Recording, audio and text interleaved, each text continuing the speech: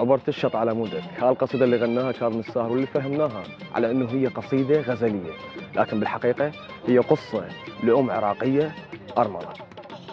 كانت هاي المرأة تعيش هي وطفلها الرضيع بقرية على نهر دجلة. ففي يوم من الأيام فاض النهر، فما كان عندها أي حل غير انه بس تسبح حتى تنقذ ابنها. فحطت ابنها على راسها وبدت تسبح، فتغط بالمي وترجع، تغط وترجع، في سبيل ان المي ما يوصل لابنها.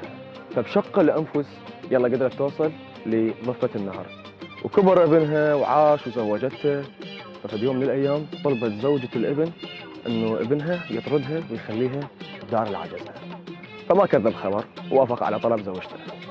فردت عليه امه وقالت له: عبرت الشط على مودك وخليتك على